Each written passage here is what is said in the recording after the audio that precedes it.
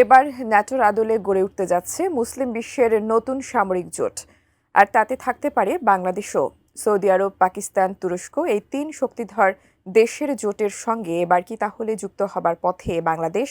আর কেনই বা ঐক্যের পথে হাঁটছে মুসলিম দেশগুলো? বিস্তারিত থাকছে মেহেদী হাসানের রিপোর্টে।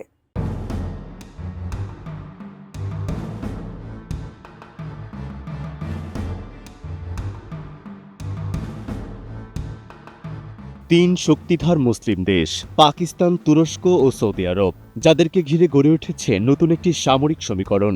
এই সমীকরণকে কেন্দ্র করে আন্তর্জাতিক কূটনৈতিক অঙ্গনে সাম্প্রতিক সময়ে চলছে তীব্র আলোচনা সমালোচনা।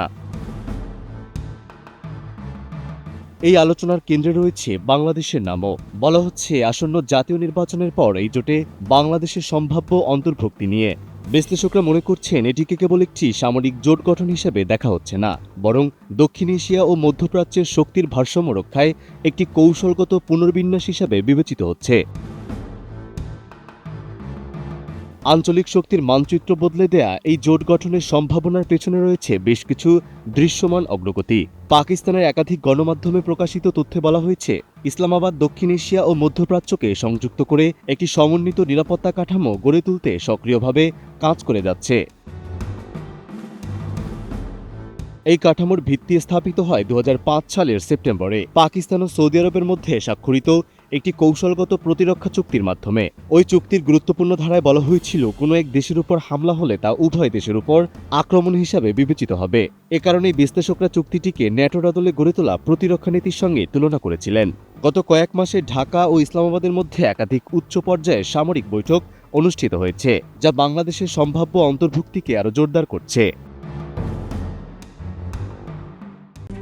RICL TMX, যুগের পর যুগ স্থাপনা থাকে মজবুত।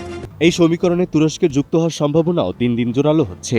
2026 সালের জানুয়ারিতে তুরস্কের প্রতিরক্ষা মন্ত্রণালয় ঘনিষ্ঠ সূত্রগুলোর বরাতে তুর্কি সংবাদ মাধ্যমগুলো জানায়, আঙ্কারা এই জোটে যোগ দেওয়ার বিষয়ে চূড়ান্ত পর্যায়ের আলোচনা চালাচ্ছে।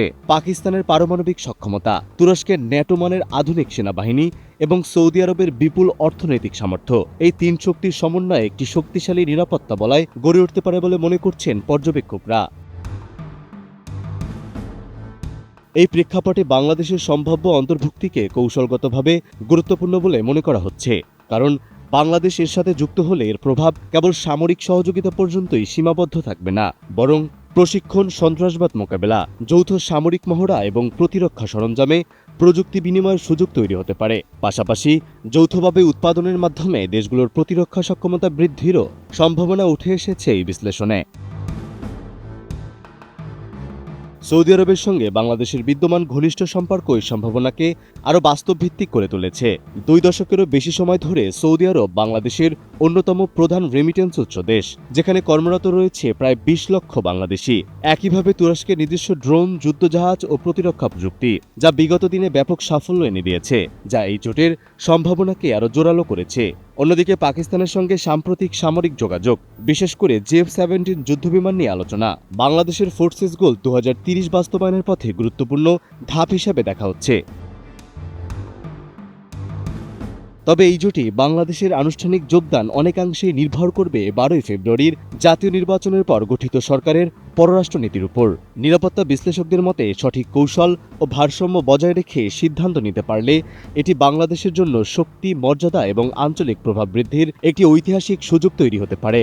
শেষ পর্যন্ত এই সমীকরণ বাস্তবায়িত হলে মুসলিম বিশ্বের প্রধান দেশগুলোর সঙ্গে বাংলাদেশের নিরাপত্তা অংশীদারিত্বে সূচিত হতে পারে এক নতুন অধ্যায়। মেহেদী হাসান, ATN নিউজ।